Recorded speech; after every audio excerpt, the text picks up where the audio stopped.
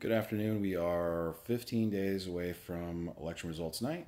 My name is Frank Itzakria, and this is 5 minutes, 15 days before the Florida election. Now, what does all of these slew of polls that came out today mean? Well, it all kind of just depends on, who you're asking.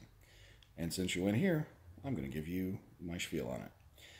So, you got to figure out good polls from bad polls and polls that are sort of self serving. Now, CNN had a poll almost before the governor's debate, and I'll quickly get into the governor's debate in a minute, that had Andrew Gillum up 12 points. And largely that is not just an outlier, it's a laughable poll. Not because I don't think a candidate can be up by 12 points, it's simply because when you looked at the internals on it, they had Republicans at 29% voting, Democrats at 32, and no party affiliation at almost 40. And never in the history of the Florida electorate has no party affiliation ever defeated Democrats, then along Republicans. And generally in the modern age, Republicans tend to outvote Democrats. Now, this is a possibility that Democrats will outvote Republicans. Again, this is a blue wave that's supposed to be out there. But even in 2006, Democrats didn't outpoll Republicans, at least in total votes. Usually, no party affiliation is about 20% in midterms. So that one you can kind of just toss out. On the other hand, the DeSantis team said that they were up by 2 points. And that too you can kind of throw out. Not because internal polls are inaccurate. A lot of times they are. But generally when they get released to the public, it's a smokescreen. So sort of to counterbalance the 12-point down. Most polls that I've seen out there on the governor's race have Andrew Gillum up somewhere between 1 and 6 points. That's probably a fair assessment.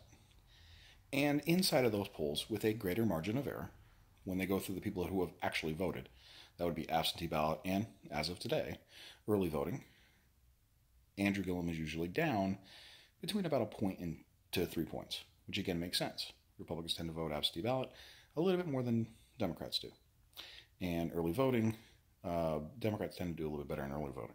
So that result will probably squeeze a little bit. So the state of the race is basically a statistical tie.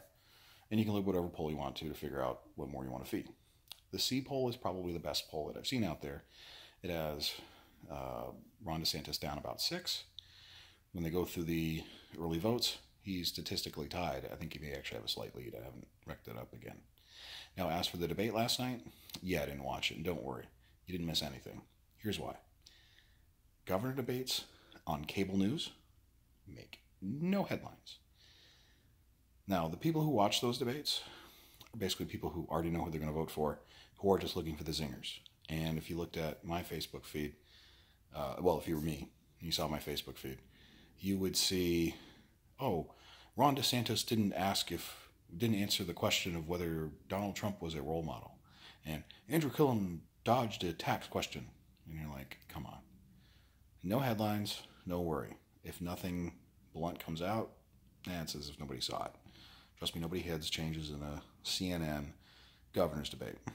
If something is going to happen, if something's going to affect the polls, first thing, it's not going to be on a Sunday night up against NFL football and Simpsons Treehouse of Horrors. And it's not going to be on cable. It's going to be on a major network. Now, it may not be, it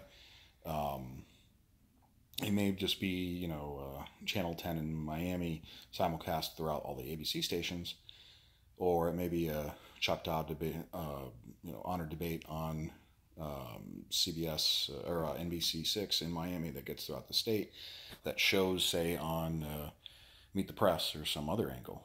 But it's sure as heck not going to be a CNN debate. On the Senate race, again, you've had polls that have widely ranged out there, and there was a poll today by Quinnipiac that had the governor down 6 points with an even greater margin of losing to people who have already voted early. And in the same poll, put him underwater in favorability, which no other poll has him underwater in favorability at this point. At best, they have him even. And at best, Nelson is even, not 15 points above in the favorable unfavorable. Quinnipiac poll is probably another one of the garbage polls. Most of the polls that I've seen out there that make a lot of sense have the governor either down 1 or 2 points or up 1 or 2 points against Bill Nelson. And then when you look at the people who've already voted, it's usually even to about a 4-point lead to the governor, which again makes sense. Now, they're going to have a debate later on this week. Governor Scott has pledged something like $15 million more in ads. The Democrats have not increased their ad buy for Bill Nelson. And again, I think that Bill Nelson is dead man walking, but we'll see. In 2 days, I will give my prediction throughout the entire country on the Senate races, and we'll see how they hold up. Like and subscribe. This has been 5 Minutes of Frank, 15 days before the election.